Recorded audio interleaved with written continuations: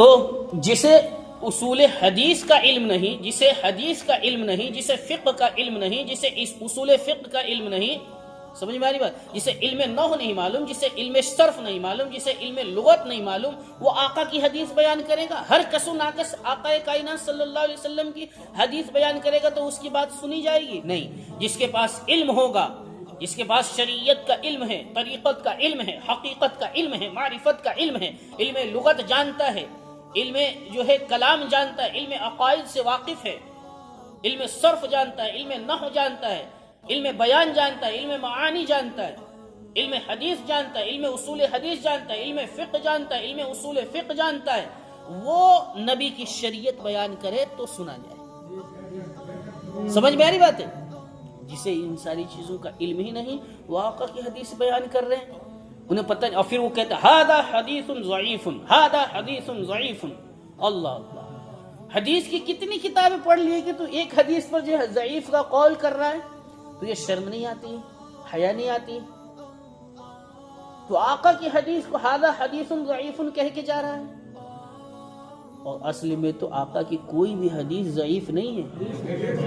بولو سبحان اللہ یار، ایسے جو ہے بیٹھے ہوئے آقا کائنات صلی اللہ علیہ وسلم کی کوئی بھی حدیث ضعیف ہو ہی نہیں سکتی۔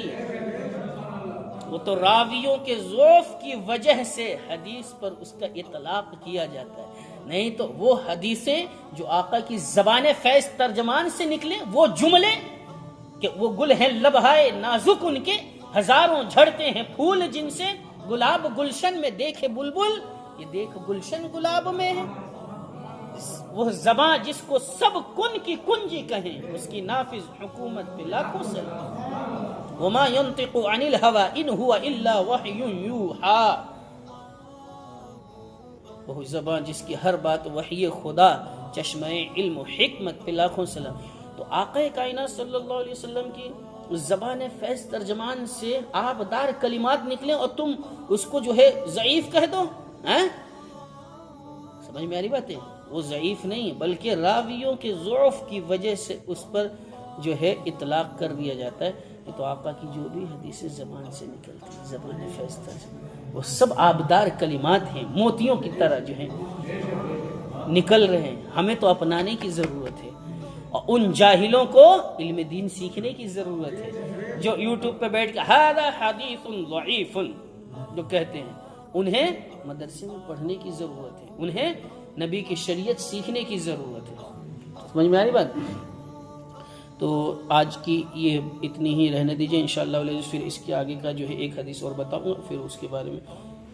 تو یہ قرب قیامت کی باتیں ہیں، فتنوں کا دور ہے، ہر کس و ناکس جو ہے علم حدیث سنا رہا ہے، جس کو علم حدیث کے مبادیات معلوم نہیں ہیں۔ اللہ تبارک و تعالیٰ کی بارگاہ میں دعا ہے، اللہ تبارک و تعالیٰ درس قرآن سے، احادیث نبویہ سے، درس حدیث سے ہمارے قلوب و اذہان کو منور و مجلہ فرمائے۔ مالک و مولا ہمارے علم میں برکتیں عطا فرمائے، کثرت کے ساتھ ہمیں آقا کائنات صلی اللہ علیہ وسلم کی حدیثیں سیکھنے کی توفیق عطا فرما، ہمیں سکھانے کی توفیق عطا فرما۔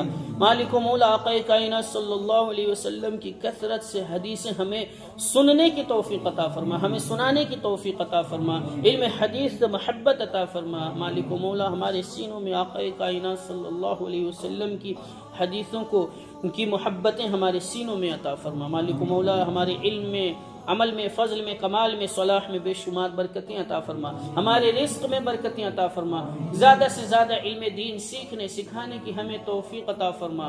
وصلی اللہ تعالی علی خیر خلقہ محمد وآلہ وصحبہ اجمعین۔ الفاتحہ۔